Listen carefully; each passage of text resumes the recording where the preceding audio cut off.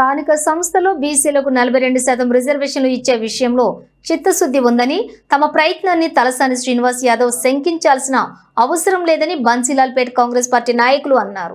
ఈ సందర్భంగా మీడియాతో మాట్లాడుతూ 10 ఏళ్లు బీసీల పొట్టకొట్టింది మీరు కాదా అని ప్రశ్నించారు.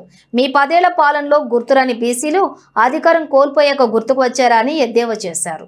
బీసీల గురించి మాట్లాడే అర్హత తలసాని శ్రీనివాస్ యాదవ్ కు లేదని విమర్శించారు. 10 ఏళ్ల అధికారంలో ఉండి తలసాని బీసీలకు వరగబెట్టిందేమీ లేదన్నారు. స్థానిక సంస్థల్లో బీసీలకు 42% రిజర్వేషన్లకు సంబంధించినటువంటి ప్రక్రియను పూర్తి చేసి కేంద్రానికి పంపామని, దీనిపై కేంద్రం నిర్ణయం తీసుకోలేదని, 10 ఏళ్ల అధికారం నుండి ఇప్పుడు ప్రతిపక్షంలో ఉన్న బీఆర్ఎస్ సహకరించలేదని తెలిపారు.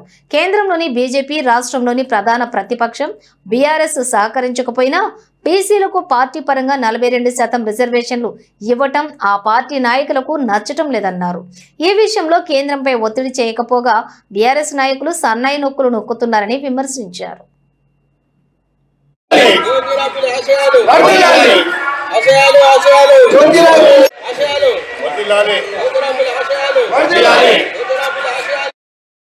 ఈరోజు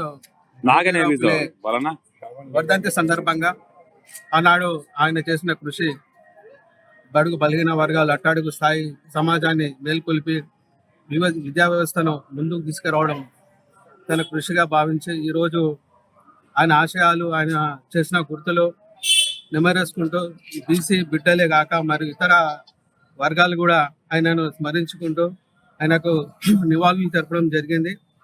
ఆయనకు ఘన నివాళులు సమర్పించుకుంటూ ఈరోజు చాచా నెహ్రూ నగర్ బన్సీలాల్పేట్ కాన్స్టిట్యున్సీ బన్సీలాల్పేట్ డివిజన్లో ఘనంగా ఆయనకు వేడుకలు జరపడం జరిగింది.